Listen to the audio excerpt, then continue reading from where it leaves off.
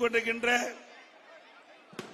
கழக மகளிரணி செயலாளர் முன்னாள் அமைச்சர் மரியாதைக்குரிய அக்கா திருமதி பா வளர்மதி அவர்களே, இந்த நிகழ்ச்சி சீரும் சிறப்போடும் பிரம்மாண்டமான முறையிலே தேர்தல் பிரச்சார கூட்ட நிகழ்ச்சி ஏற்பாடு செய்த மாவட்ட கழக செயலாளர் முன்னாள் அமைச்சர் அறிவிச்சர் திரு வி சோமசுந்தரம் அவர்களே,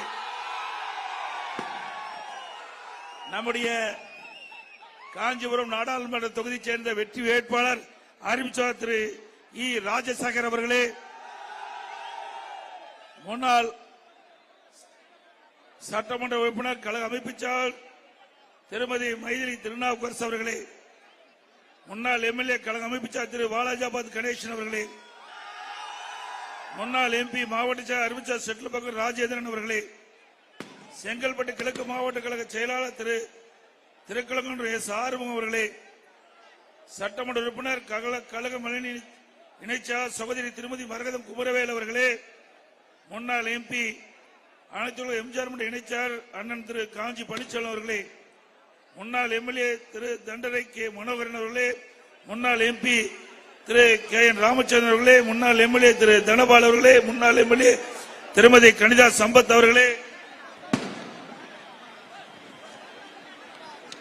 முன்னாள் எம்எல்ஏ மதனபுரம் திரு கே பழனி அவர்களே, கழக நிர்வாகிகள் திரு நாவலர் மூத்த அவர்களே, திரு கோ அப்பாத்துறை அவர்களே, திரு அனந்த மங்கலம் அவர்களே, திரு SSR சத்யா அவர்களே, திரு எம் செல்லபாண்டி அவர்களே, திரு சிவகுமார் அவர்களே, திரு டில்லி பாபு அவர்களே, கூட்டணி கட்சியை சேர்ந்த நிர்வாகிகள், தேசிய முற்போக்கு திராவிட கழகத்தைச் சேர்ந்த செங்கல்பட்டு மாவட்ட செயலாளர் முன்னாள் எம்எல்ஏ திரு அனகை டி முருகேசன் அவர்களே, காஞ்சிபுரம் மாவட்ட செயலாளர் திரு ராஜேந்திரன் அவர்களே, காஞ்சிபுரம் மாநகர மாவட்ட செயலாளர் திரு ஏகாபுரம் அவர்களே, STP கட்சியை சேர்ந்த மாவட்ட தலைவர் திரு ஜாபர் அவர்களே, புரட்சி பாரதம் கட்சியை சேர்ந்த முதன்மை செயலாளர் திரு ருச்சேந்திர குமார் அவர்களே, மாவட்ட தலைவர் திரு பரணி மாரி அவர்களே, மாவட்ட செயலாளர் திரு SPC தனசேகரன் அவர்களே, மாவட்ட தலைவர் திரு OE சங்கர் அவர்களே, மாவட்ட செயலாளர் திரு CK மூர்த்தி அவர்களே, மக்கள் தேசிய கட்சியை சேர்ந்த மாவட்ட திரு செம்பு அவர்களே மற்றும் மாவட்ட கழகத்துடைய நிர்வாகிகளே, சார்பன்று மாவட்ட பொறுப்பாளர்களே, வரைந்து சிறப்பித்துக் கொண்டிருக்கின்ற கழகத்திலே பல்வேறு பொறுப்புகளை வைக்கின்ற நிர்வாகிகளே, உள்ளாட்சி பிரதிகளே, முன்னாள் கூட்டு சங்க நிர்வாகிகளே, கழக உடன்பிறப்புகளே, கூட்டணி கட்சி சேர்ந்த தலைவர்களே, நிர்வாகிகளே, தொண்டர்களே, பத்திரிகை ஊடகங்களே, விவசாயிகளே, விவசாய தொழிலாளிகளே, வியாபார மக்களே, அத்தனை பேருக்கு என்னுடைய முதற்கண் நடிகலந்த வழக்கத்தை உறுத்தாக்கி அறிவிச்சவர் திரு இ ராஜசேகர் அவர்கள் சிறப்பான வேட்பாளர். நம்முடைய கூட்டணி கட்சி சேர்ந்து கழக வெற்றி வேட்பாளர் திரு ராஜசேகர் அவர்களுக்கு 2 லட்சத்திலே வாக்களித்து வெற்றி பெற செய்தார். நம்முடைய சின்னம் புரட்சி தலைவர் எம்ஜிஆர் சின்னம், அம்மாவின் சின்னம், நம்முடைய வெற்றி சின்னம். ஆகவே நம்முடைய வெற்றி சின்னம் இரட்டலைக்கு வாக்களித்து வெற்றி பெற வேண்டும் என்று இருக்கிற கூப்பி உங்களை வேண்டி கேட்டு, இன்றைக்கு காஞ்சிபுரம் என்று சொன்னாலே பேர் அண்ணா பிறந்த புண்ணிய பூமி இந்த காஞ்சிபுரம். ஆக நம்முடைய கட்சியுடைய பெயரே அண்ணா, நம் கொடியிலே அண்ணா இருக்கின்றார். ஆக பேர் அண்ணா அவர்கள் பிறந்த இந்த மண்ணிலே தேர்தல் பிரச்சாரம் செய்வதற்கு வாய்ப்பளித்த இறைவனுக்கு நேரத்திற்கு கோடான கோடி நன்றியை செலுத்தி, பேர் அண்ணா கண்ட கனவை பொன்மனச்செம்மல் புரட்சி தலைவர் எம்ஜிஆர் நிறைவேற்றினார். புரட்சி தலைவர் எம்ஜிஆர் கண்ட கனவை அம்மா நிறைவேற்றினார்கள். அதை முப்பெரும் தலைவர் கண்ட கனவை அம்மாவுடைய அரசு நிறைவேற்றியது. ஆகவே இந்த மண்ணில் பேர் அண்ணா, பொன்மனச்செம்மல் புரட்சி தலைவர் எம்ஜிஆர், இதே புரட்சி தலைவி அம்மா இந்த மண்ணிலே பிறந்து ஆட்சி செய்த காரணத்தினால்தான் ஏழை என்ற சொல் இல்லை என்ற நிலைக்கு இன்றைக்கு தொடர்ந்து கொண்டிருக்கின்றது. இன்னைக்கு பேரர் அண்ணா அவர்கள் சொன்னார்கள், ஏழையின் சிரிப்பில் இறைவனை காண்போம் என்று சொன்னார்கள். எப்பொழுது ஏழை சிரிக்கின்றார்களோ அப்பொழுதுதான் நாடு சுபட்சம் பெறும். நாட்டு மக்களுக்கு தேவையான திட்டங்களை வழங்குகின்ற பொழுது, நாட்டு மக்களுக்கு தேவையான நன்மைகள் கிடைக்கின்ற பொழுது ஏழையின் சிரிப்பு கிடைக்கும். ஆகவே அந்த ஏழையின் சிரிப்பிலை இணைவு காண்போம் என்று வேற அண்ணா சொன்ன அந்த பொன்மொழியை அனைத்து இந்திய அண்ணா திராவிட முன்னேற்ற கழகம் தொடர்ந்து கடைபிடித்து அதை நிறைவேற்றுவதற்கு பாடுபட்டுக் கொண்டிருக்கிறது. இன்றைய தினம் திரு ஸ்டாலின் போற பக்கம் பேசுறார். அண்ணா திமுக 3ஆ போயிட்டது 4ஆ போயிட்டதுன்னு. திரு ஸ்டாலின் அவர்களே காஞ்சிபுரத்துக்கு வந்து பாருங்க. அண்ணா பிறந்த மண், அண்ணா பிறந்த மண். அண்ணா அவர்கள் கண்ட கனவு, பேர் அண்ணா அவர்கள் கண்ட கனவு, அதை நனவாக்குகின்ற கட்சி அண்ணா திமுக கட்சி. இன்றைக்கு காஞ்சிபுரமே குலுங்குகின்ற அளவுக்கு இன்றைக்கு மக்கள் வீதி பூரா மக்களா பார்க்கிறோம். ஆக அண்ணா திமுகவை பிரித்து பார்க்கிறீங்க, ஒருபோதும் நடக்காது. உங்களுடைய எண்ணம் ஒருபோதும் நிறைவேறாது. பேர் அண்ணா கண்ட கனவு நிச்சயமாக நிறைவேற்றியே தீர்வோம். அது எங்களுடைய இருவரும் தலைவருடைய கொள்கை லட்சியம். அதை நிறைவேற்றுவதுதான் எங்களை போல இருக்கின்ற தொண்டனுக்கு பெருமை. அதை நிறைவேற்றியே காட்டுவோம். இன்றைய தினம் இந்த மாவட்டத்தை பொறுத்த வரைக்கும் ஏரிகள் நிறைந்த மாவட்டம். இந்த மாவட்டம் விவசாயிகள் நிறைந்த மாவட்டம், விவசாய தொழிலாளி நிறைந்த மாவட்டம், நெசவாளர்கள் நிறைந்த மாவட்டம், உழைப்பாளி நிறைந்த மாவட்டம். ஆகவேதான் இவ்வளவு வெயிலையும் தாக்கு பிடிச்சி இங்க இந்த கூட்டத்தில், தேர்தல் பிரச்சார கூட்டத்தில் உங்களை காண முடிந்தது. ஆகவே உழைப்பாளர் இணைந்த இந்த பூமியிலே உங்களை எல்லாம் சந்திப்பதிலே நான் மகிழ்ச்சி அடைகின்றேன். ஆக விவசாயம், நெசவு தொழில், 2 தொழிலும் பிரதான தொழிலாக இருக்கின்ற இந்த காஞ்சிபுரம் மாவட்டம் மென்மேலும் வளர்வதற்கு நம்முடைய வெற்றி வேட்பாளர் அறிவிச்சார் ராஜசேகர் அவர்கள் வெற்றி பெற வேண்டும். இன்னைக்கு எத்தனையோ பேர் வருவாங்க போவாங்க, ஆனா மக்களுக்கு சேவை செய்வதிலே அனைத்து இந்திய அண்ணா திராவிட முன்னேற்ற கழகம் தான் முன்னணியிலே இருக்கும். இந்த மண்ணிலே எத்தனையோ தலைவர்கள் பிறக்கின்றார்கள், வாழ்கின்றார்கள், இறக்கின்றார்கள். இடைப்பட்ட காலத்திலே மக்கள் நன்மை செய்கின்ற தலைவர்கள் தான் மக்கள் உள்ளத்திலே வாழ்வார்கள். அப்படி நம்முடைய 30 தலைவர்கள், பேர் அண்ணா, புரட்சித் தலைவர் எம்ஜிஆர், இதே புரட்சித் தலைவி அம்மா அவர்கள் இந்த மண்ணிலே இருந்தால் மறைந்தாலும் மக்கள் உள்ளத்திலே வாழ்ந்து கொண்டிருக்கின்ற தலைவர்கள் நம்முடைய தலைவர்கள். அவர்களெல்லாம் மக்களுக்காக வாழ்ந்த தலைவர்கள். இன்னும் சில தலைவர்கள் வீட்டு மக்களுக்காக வாழ்கின்ற தலைவர்கள். யார் என்று உங்களுக்கு தெரியும். கருணாநிதி குடும்பம் வீட்டு மக்களுக்காக வாழும். பேர் அண்ணா வீட்டு மக்களுக்காக வாழல, அவருக்கு என்ற வாரிசுகள் இல்லை. புரட்சி தலைவர் எம்ஜிஆர் நாம் தான் வாரிசு, மாண்புமிகு அம்மா நாம் தான் வாரிசு. 3 தலைவர்களுக்கும் இங்க இருக்கின்ற மக்கள் தான் வாரிசுகள். அதற்காக வாழ்ந்தார்கள், திட்டத்தை தீட்டினார்கள், செயல்படுத்தினார்கள். அதனால் இன்றைக்கு தமிழகம் ஏற்றம் பெற்றுகின்றது. இன்றைக்கு இந்தியாவிலேயே முதன்மை மாநிலம் என்று சொல்கிறார்களோ அது அனைத்து இந்திய அண்ணா திராவிட முன்னேற்ற கழக ஆட்சியில் போடப்பட்ட திட்டம் நடைமுறைப்படுத்தப்பட்டு இன்றைக்கு இந்தியாவிலே ஒரு முதன்மை மாநிலமாக திகழ்வதற்கு அதிமுக ஆட்சி தான். அதோட இந்த ஏரியில் நிறைந்த மாவட்டத்தில் நான் முதல் குடிமராமத்து திட்டத்தை துவக்கி வச்சேன். மணிமங்கலத்தில் தான் முதல்ல இந்த திட்டத்தை துவக்கி வச்சேன். தமிழ்நாட்டில் 14,000க்கும் மேற்பட்ட ஏரிகள் பொதுப்பணித்துறையில் இருக்குது. அதுல சுமார் 6,211 ஏரிகள் தேர்வு செய்யப்பட்டு குடிமராமத்து திட்டத்தில் கொண்டு வந்து முழுக்க விவசாய பங்களிப்போடு இந்த குடிமராமத்து திட்டத்தை நிறைவேற்றணும். இதுக்கு மட்டும் சுமார் 1,240 கோடி ஒதுக்கணும். இந்த குடிமராமத்து திட்டத்தின் மூலமா ஏரிகள் ஆழமாகப்பட்டது. மழை காலத்தில் பெய்கின்ற நீர் முழுவதும் சேமித்து வைத்து இப்படி கோடை காலத்தில் விவசாயிகளுக்கு இன்றைக்கு நிலங்களுக்கு தண்ணீர் கிடைப்பதற்கு வழிவகை செய்யப்பட்டது. குடிநீர் தேவையான தண்ணீர் கிடைக்க சூழ்நிலை ஏற்பட்டது. இப்படிப்பட்ட அற்புதமான திட்டம் அண்ணா திமுக ஆட்சியில் தான் கொண்டு வரப்பட்டது. இது ஒரு விவசாயிகளுக்கு ஒரு பொற்காலமாக காணப்பட்டது இந்த குடிமராமத்து திட்டம். அதோட இங்க நம்முடைய 40 வருடத்திற்கு ஒரு முறை அத்திவர் மக்களுக்கு அருள் புரிந்தார். உங்களுக்கு தெரியும், அண்ணா திமுக ஆட்சியில் தான் இன்றைக்கு அத்திவரதர் எழுந்தருளிது இன்றைக்கு மக்களுக்கு அருள் புரிந்தார். கிட்டத்தட்ட அந்த விழாவில் 60 லட்சம் பேர் கலந்துக்கிட்டாங்க. இந்த காஞ்சிபுரம் நகரமே சிறப்பு பெற்றது. அப்படி அத்திவரர் தரிசனம் செய்ய பல லட்சம் பேர் இங்கே வந்து குழுமி பத்திரமாக வீடு திரும்பினார்கள். அந்த அளவுக்கு அனைத்து இந்திய அண்ணா திராவிட முன்னேற்ற கழக ஆட்சியுடைய நிர்வாக திறமை பிரதிபலித்தது. அதே போல இந்த பகுதியை பொறுத்த வரைக்கும் கைத்தறி விசைத்தறி இரண்டு தொழிலுமே இன்றைக்கு நலிவடைந்திருக்கிறது. இதை நம்பித்தான் இந்த பகுதி மக்கள் வாழ்ந்து கொண்டிருக்கிறார்கள். அவருடைய வாழ்க்கை கேள்விக்குறியாகிவிட்டது. இந்த கைத்தறி நெசவு இன்றைக்கு படிப்படியாக சரிந்து விட்டது. விசைத்தறி அதோட மோசமான நிலைக்கு தள்ளப்பட்டு விட்டது. அனைத்து இந்திய அண்ணா திராவிட முன்னேற்ற கழக ஆட்சி மலரும். நம்முடைய வெற்றி வேட்பாளர் திரு ராஜசேகர் வெற்றி பெற்று இந்த தொழில் சிறக்க நாடாளுமன்றத்திலே குரல் கொடுப்பார். இன்னைக்கு பாரதிய ஜனதா கட்சி தேர்தல் அறிக்கையில இந்த கைத்தறி பற்றியே குறிப்பிடல, இந்த நெசவாளர் பற்றியே கவலைப்படாத ஒரு அரசாங்கம், மத்தியிலே ஆளுகின்ற அரசாங்கம். இன்னைக்கு தேர்தல் அறிக்கையில படிச்சு பார்த்தேன், இந்த கைத்தறி நெசவாளர்களுக்கு எந்தவித நன்மைகளும் கிடைக்கின்ற ஒரு செய்தி கூட இடம்பெறல, எந்த திட்டமும் இடம்பெறல.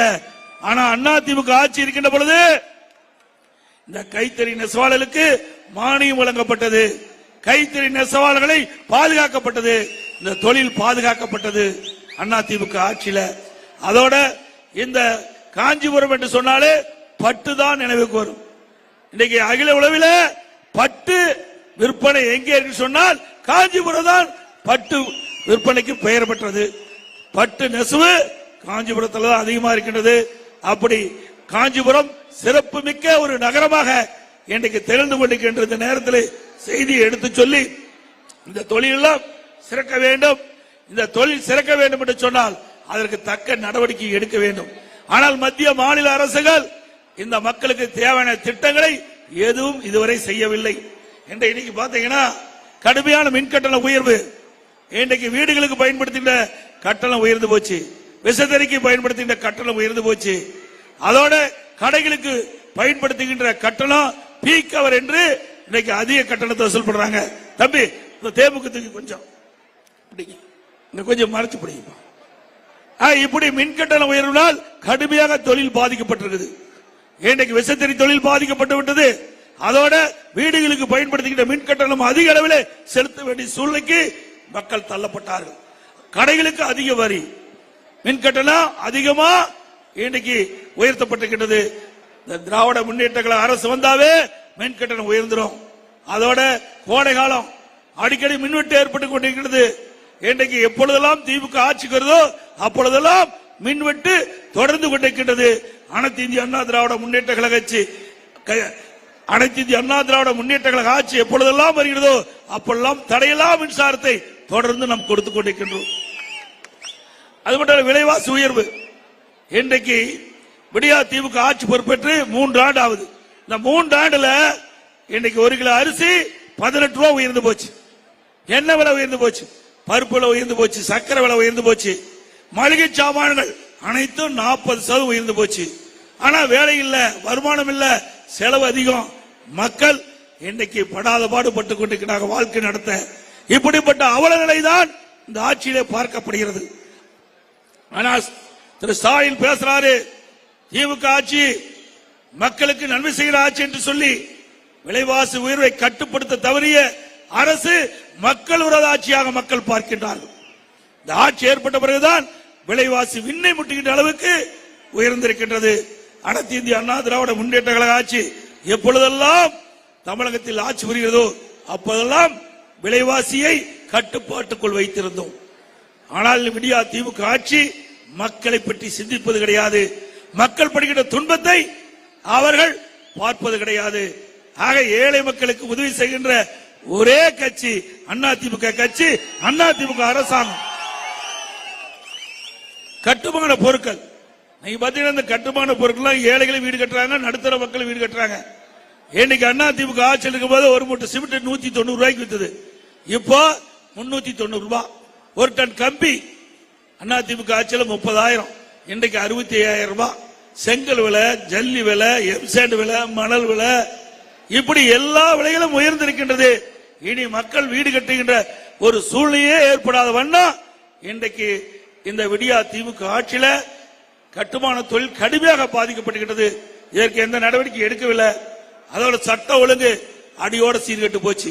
இந்த பகுதி தான் நினைக்கிறேன், கடையில ஒரு ரவுடி ஒவ்வொரு கடையா போய் மிரட்டி இன்றைக்கு இந்த காட்சியெல்லாம் தொலைக்காட்சியில பார்த்தோம், பத்திரிகையில பார்த்தோம். ஆக மக்களுக்கு பாதுகாப்பு இல்ல, ரவுடியினுடைய ராஜ்யமா இந்த ஆட்சியில பார்க்கப்படுகிறது. ஆக இன்னைக்கு சட்ட ஒழுங்கு அடியோடு சீர்கெட்டு போச்சு. எங்க பார்த்தாலும் கொலை, கொல்ல, திருட்டு, வழிப்பறிவு, பாலியல் கொடுமை இப்படி தொடர்ந்து அன்றாட நிகழ்வாக தமிழ்நாட்டில் பார்க்கப்படுகிறது. தொலைக்காட்சியில் பார்த்தாலும் இந்த செய்தி தான், பத்திரிகையில் பார்த்தாலும் இந்த செய்தி தான். இப்படிப்பட்ட நிலைமை மாற வேண்டும். அதோட போதைப் பொருள் எங்க பார்த்தாலும் சர்வசாதாரணமா கஞ்சா வைக்கிறாங்க. கஞ்சா வைக்காத இடமே இல்லை. இந்த கஞ்சாவை கட்டுப்படுத்துவதற்காக முன்னாள் டிஜிபி ஒருத்தர் சைலேந்திர பாபுன்னு ஒருத்தர் இருந்தார். அவர் கஞ்சா ஆபரேஷன் துவக்கினார். அப்ப 2.0, 3.0, 4.0 இப்படி ஓ போட்டுக்கிட்டே ரிட்டையர் ஆகி போயிட்டார். ஆனா கஞ்சாவை கட்டுப்படுத்த முடியல. ஏன்னா கஞ்சா விற்கிறவங்க பெரும்பாலும் திமுக கட்சி சேர்ந்தவங்க தான் கஞ்சா விற்பனை நடந்துகிட்டு இருக்கிறாங்க. அதனால கட்டுப்படுத்த முடியல. அதோட அண்மையில டெல்லியில போதைப் பொருள் தடுப்பு பிரிவை சேர்ந்தவர் வெளிநாட்டுக்கு போதைப் பொருள் கடத்துகின்ற ஒரு ஆசாமியை கைது பண்ணாங்க. அவர் யாருன்னா திமுகவை சேர்ந்த அயலக அணி துணை அமைப்பாளர் கைது பண்ணிருக்காங்க. அவர்கிட்ட இருந்து பல்லாயிரக்கணக்கான கோடி போதைப் பொருளை கண்டுபிடிச்சிருக்கிறாங்க. 3 ஆண்டு காலமா தொடர்ந்து வெளிநாட்டுக்கு போதைப் பொருள் கடத்திருக்கிறாங்க. இதிலிருந்து திராவிட முன்னேற்ற கட்சியை சேர்ந்தவர்கள் போதைப் பொருள் விற்பனையில் ஈடுபட்டது தெளிவாக இருக்கிறது. ஆக இந்த போதைப் பொருள் நடமாடுவதற்கு காரணமே திமுக கட்சி சேர்ந்தவர் தான். ஆக அவர்களை கட்டுப்படுத்தினாவே போதைப் பொருள் நடமாட்டம் குறைஞ்சிடும். இந்த போதைப் பொருளுக்கு அடிமையாகி மாணவர்கள், இளைஞர்கள், பொதுமக்கள் சீரழிவது தடுத்து நிறுத்தப்படும். ஆனா இந்த விடியா திமுக ஆட்சியில பொம்மை முதலமைச்சர், திறமையற்ற முதலமைச்சர் இதை கட்டுப்படுத்த முடியல. சட்ட ஒழுங்கு இன்றைக்கு சந்தி சிரிக்குது. அந்த அளவுக்கு தமிழகத்துடைய ஆட்சி இன்றைக்கு மிக மோசமான நிலையிலே படுபாதத்திலே போய்விட்டது. இன்னைக்கு பாத்தீங்கன்னா கள்ளச்சாராய் அதிகம் பெருச்சு.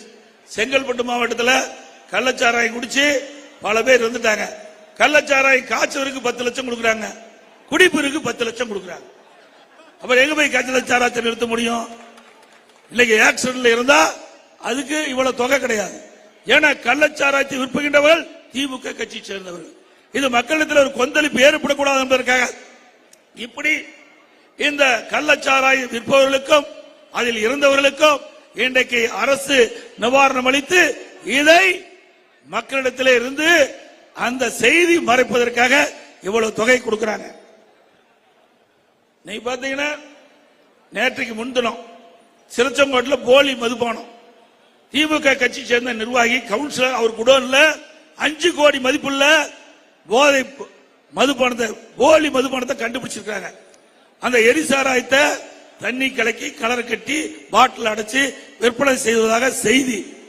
இந்த 2 ஆண்டு காலமா இந்த போலி மதுபானத்தை அந்த திமுக கட்சி சேர்ந்த நிர்வாகிகள் இன்றைக்கு தமிழ்நாட்டில் பல்வேறு மாவட்டத்தில் விற்பனை செஞ்சிட்டு இருக்கிறாங்க. 2 ஆண்டு காலமா இப்படிப்பட்ட ஒரு போலி மதுபானால செயல்பட்டு இருப்பது காவல்துறைக்கு தெரியாதா? அரசுக்கு தெரிஞ்சுதான் இது நடந்து கொண்டிருக்கிறது. ஆக இப்படிப்பட்ட ஆட்சி தேவைதானா என்பதை நீங்கள் சிந்தித்து பார்க்க வேண்டும். எனதிலும் ஸ்டாலின் பேசுறார், ஸ்டாலின் அழைக்கிறார் இந்தியாவை காக்க, இந்தியாவை காக்க ஸ்டாலின் அழைக்கிறார், இந்தியாவை காக்க ஸ்டாலின் அழைக்கிறார். இங்கேயே ஒண்ணும் பண்ண முடியல. 3 ஆண்டு கால ஆட்சி குட்டிச்சவராக்கி விட்டாங்க தமிழ்நாட்டை. 3 ஆண்டுல தமிழ்நாட்டை குட்டிச்சவராக்கல் தான் மிச்சம். இன்னைக்கு எந்த திட்டத்தை கொண்டாந்து இதனால தமிழ்நாட்டு மக்கள் என்ன நன்மை பெற்றுக்கிறாங்க? பல துறை இருக்குது. ஒரு துறையாவது இந்த திட்டத்தை செயல்படுத்தணும்னு ஸ்டாலின் சொல்லட்டும். எங்கேயும் எதையும் சொல்றது இல்ல. ஒன்னா அண்ணா திமுக குறை சொல்றாரு, நம்ம ஆட்சி குறை சொல்லுவாரு, 2 இல்லைன்னா இன்னைக்கு குறை சொல்லுவாரு. இது 3ஐயுமே குறை சொல்லி இந்த 15 நாள் ஓட்டிட்டார் திரு ஸ்டாலின் அவர்களே. அனைத்து இந்திய அண்ணா திராவிட முன்னேற்ற கழக ஆட்சியில் தான் நிறைய திட்டங்களை கொண்டாந்திருக்கிறோம். இன்றைக்கு தமிழ்நாடு ஏற்றம் பெறுவதற்கு காரணமே அண்ணா திமுக தான். பல திட்டங்களை நிறைவேற்றி இந்திய அளவில், தேசிய அளவில் விருதுகளை பெற்ற மாநிலம் தமிழ்நாடு அண்ணா திமுக ஆட்சியில்.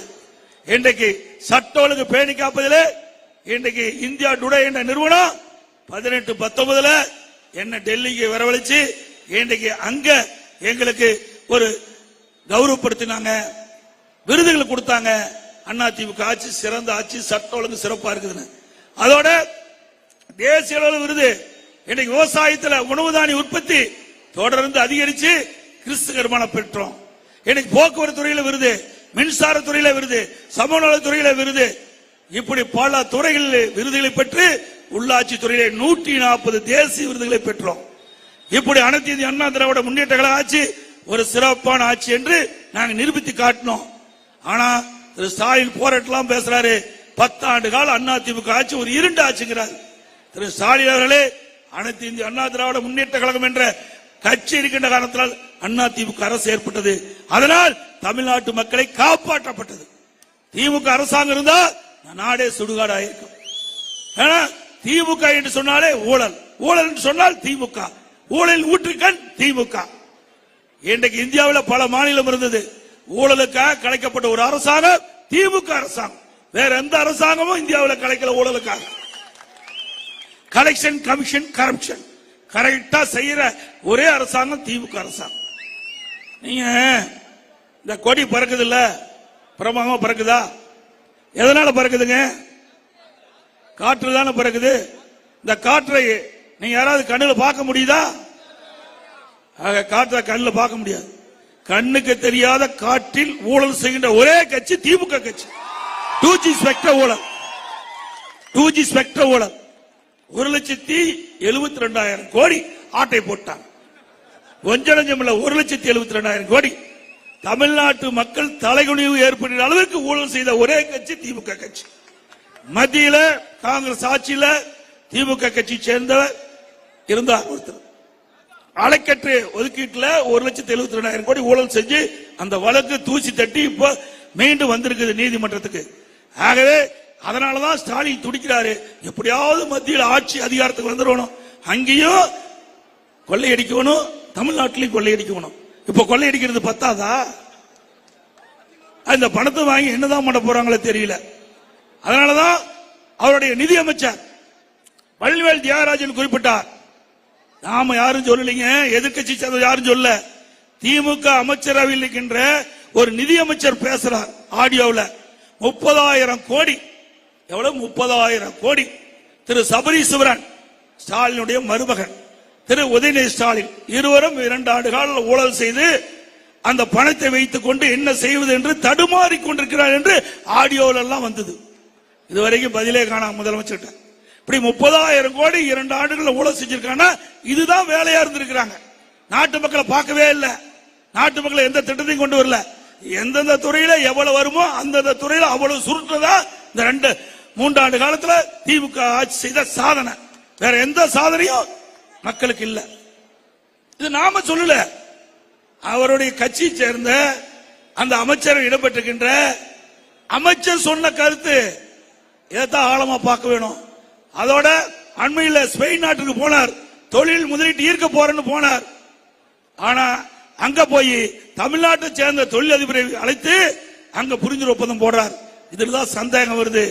ஏன் தமிழ்நாட்டை சேர்ந்த தொழிலதிபர் சென்னைக்கு வரவழைச்சு புரிந்துணர்வு ஒப்பந்தம் போட்டிருக்கலாம். அதுக்கு மாறாக 30,000 கோடி சுழன்று வந்து அங்க ஏதாவது இன்னைக்கு தொழில் முதலீட்டு ஈர்க்க போல, தொழில் முதலீட்டு செய்ய போயிருக்கா என்று மக்களுக்கு சந்தேகம் ஏற்படுகிறது. திரு ஸ்டாலின் அவர்களே, அதுக்கு விளக்கம் தேவை. இதுவரைக்கும் விளக்கத்தை காணும் எதுவுமே இல்ல. ஒரு அரசாங்கத்தில் அதிமுக ஆட்சி இருக்கின்ற பொழுது கொரோனா காலம், எல்லா ரேஷன் குடும்ப அட்டைக்கும் 2,500 ரூபாய் பொங்கல் தொகுப்பு கொடுத்தோம். பொங்கல் 2,500 ரூபாய் கொடுத்தோம். யாரும் கோரிக்கை வைக்கல. கொரோனா காலத்தில் வேலை இல்ல, தைப்பொங்கல் வந்தது. அப்படி தைப்பொங்கல் எல்லா இல்லங்களையும் சிறப்பாக கொண்டாட என்பதற்காக ஒவ்வொரு குடும்ப அட்டைக்கும் 2,500 ரூபாய் கொடுத்தோம். முழு கரும்பு கொடுத்தோம், சக்கரை கொடுத்தோம், வெல்லம் கொடுத்தோம், அரிசி கொடுத்தோம். இப்படி எல்லாம் கொடுத்தது அதிமுக ஆட்சி. அதிமுக ஆட்சியில் பொங்கல் தொகுப்பு, அரிசி, சக்கரை, அதோட முந்திரி, ஏலக்காய், திராட்சை, கரும்பு எல்லாம் கொடுத்த அரசு அதிமுக. இன்னைக்கு திமுக அரசு ஆட்சி மாற்றம் வந்தது, அவர்களும் பொங்கல் தொகுப்பு கொடுக்கலாங்க. பரவாயில்ல, அதிமுக திட்டத்தை தொடர்றாங்களே என்று எல்லாரும் நினைச்சிட்டு இருந்தோம். 21 பொருள் கொடுக்குன்னு சொல்லிட்டு அந்த 21 பொருள் பையோட சேர்த்தி அந்த பொருள் வாங்கி பிரிச்சு பார்த்தா அந்த அரிசியெல்லாம் மண்டு கழிஞ்சிட்டு இருக்குது. அதை பயன்படுத்தவே முடியாது, பொங்கல் வைக்கவே முடியாது. பிறகு அந்த புளியை எடுத்து பிரிச்சு பார்த்தா பள்ளி செத்து கிடக்குது. அதுக்கு மேல வெல்லம் கொடுத்தாங்க. அந்த வெல்லத்தை ஒரு பெண்மணி எடுத்துட்டு போறாங்க, ஒழுதுகிட்டே போகுது. திருவண்ணாமலையில 2 டன் வெல்லம் இந்த பொங்கலுக்கு பயன்படுத்த முடியாதுன்னு இந்த மாவட்ட ஆட்சித்தலைவர் ரத்து பண்ணார். ஆக இப்படி ஏழைகளுக்கு பொங்கல் தொகுப்பு கொடுப்பதில் கூட ஊழல் செய்த ஒரே அரசாங்கம் விடியா திமுக அரசாங்கம். எதுல பார்த்தாலும் ஊழல் தான், ஊழல் இல்லாதே கிடையாது. அதோட தமிழ்நாட்டில் 6000க்கு மேற்பட்ட மதுக்கடை இருக்குது. அந்த 6000க்கு மேற்பட்ட கடையில் ஒரு நாளைக்கு 1 கோடி பாட்டில் இன்னைக்கு விற்பனை ஆகுது. அந்த இலாக்காவுடைய அமைச்சர் ஒரு பாட்டிலுக்கு 10 ரூபா வாங்கினார். அப்படி ஒரு நாளைக்கு 10 கோடி, ஒரு மாசத்துக்கு 300 கோடி, வருஷத்துக்கு 3600 கோடி. அவர் ஒழுங்கா கப்பம் கட்டிட்டு இருக்க காரணத்தினால்தான் இப்ப ஸ்டாலின் பேசுறாரு, செயல் வீரர் சிறையில அடைத்து விட்டார். யார் ஒரு நாளைக்கு 10 கோடி வாங்கினவர் செயல் வீரர் தான்.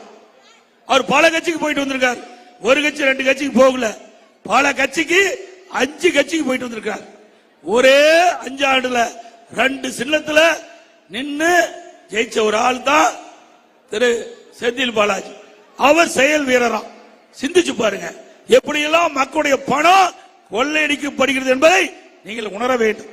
ஆகவே வருகின்ற இந்த நாடாளுமன்ற தேர்தலில் அருமைச்சோழர் ராஜசேகர் அவர்களுக்கு இரட்டை சின்னத்திலே வாக்களித்து வெற்றி பெற செய்யுங்கள். அதோட இந்த பகுதியெல்லாம் கிராமம் நிறைந்த பகுதி. இந்த கிராமம் நிறைந்த பகுதியில் இருக்கின்ற ஏழை எளிய மாணவர்கள் அரசு பள்ளியிலே படிக்கின்றார்கள். அரசு பள்ளியிலே படிக்கின்ற மாணவருடைய சதவீதம் 41%. சுமார் 3,80,000 பேர் அரசு பள்ளியிலே படிக்கின்றார்கள். அந்த மாணவர்கள் மருத்துவராக வேண்டும், பல் மருத்துவராக வேண்டும், அவருடைய கனவை நனவாக வேண்டும் என்பதற்காக எதிர்க்கட்சிகள் கோரிக்கை வைக்கல, மக்கள் கோரிக்கை வைக்கல. இன்றைக்கு ஏழைகளுக்காக திட்டத்தை தீட்டி நடைமுறைப்படுத்துகின்ற அதிமுக அரசாங்கம் எண்ணியது அதை நிறைவேற்ற வேண்டும் என்று அதன் அடிப்படையில் 7.5% உள் இடஒதுக்கீடை கொண்டு வந்து சட்டம் இயற்றப்பட்டு அமுல்படுத்தப்பட்டு அதன் விளைவாக இன்றைய தினம் அரசு பள்ளியை படித்த மாணவ மாணவி 2160 பேர் மருத்துவக் கல்வி படிக்கிறாங்க, பல் மருத்துவக் கல்வி படிக்கிறாங்க. இதுதான் திரு ஸ்டாலின் அவர்களே அதிமுக சாதனை. இதுதான் ஏழைகளுக்கு செய்கின்ற நன்மை.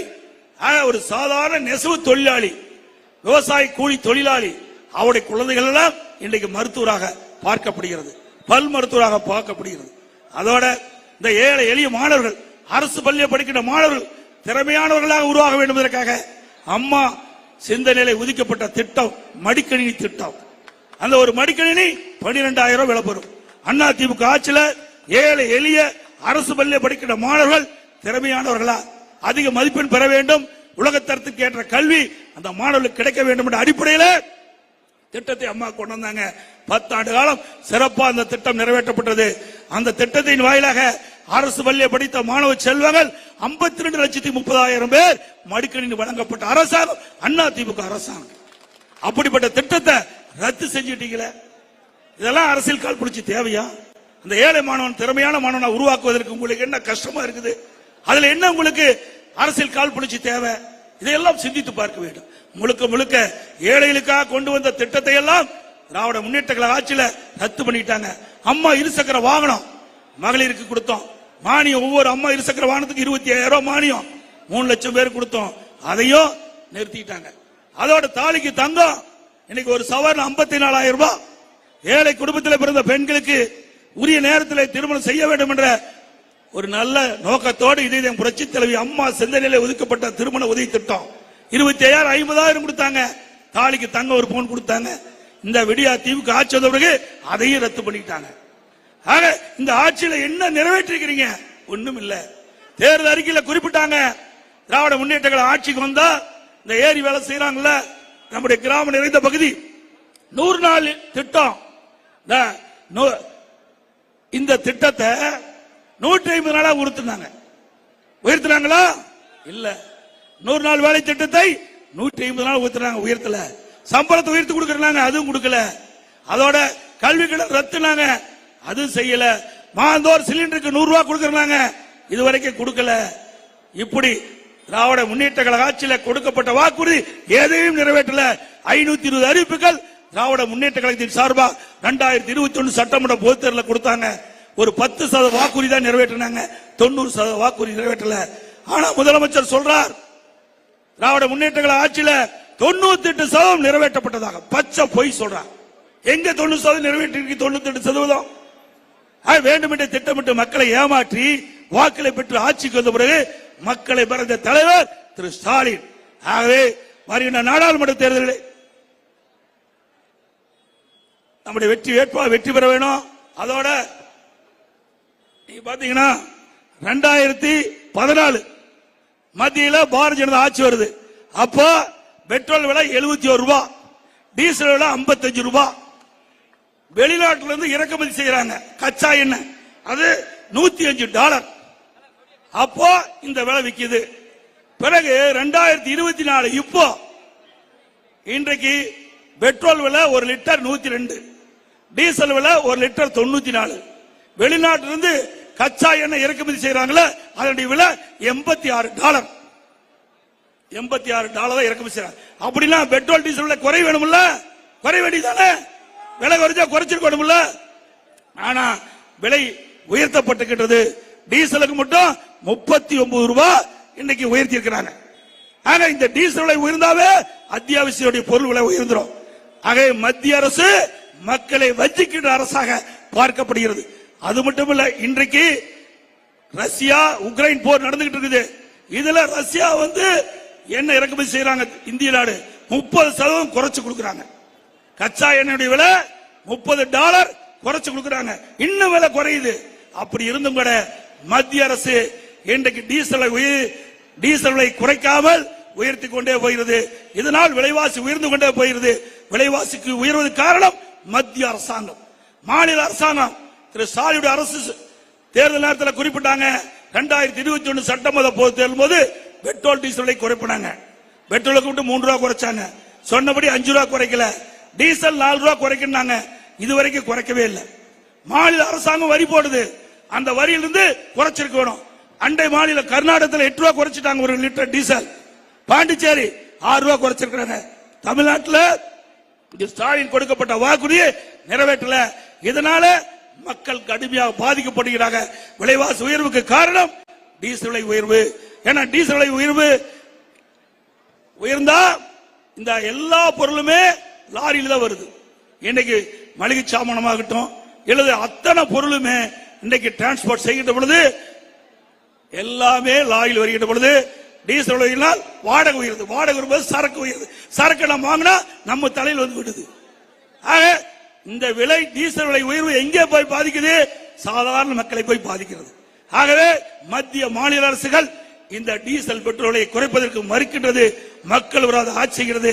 இதற்கெல்லாம் வருகின்ற நாடாளுமன்ற தேர்தலில் தகுந்த பதிலடி கொடுக்க வேண்டும் என்று அன்போடு நேரத்தில் கேட்டு நம்முடைய வெற்றி வேட்பாளர் அறிவிச்சார் ராஜசேகர் அவர்களுக்கு 2 லட்சத்தில் வாக்களித்து வெற்றி பெற செய்யும்.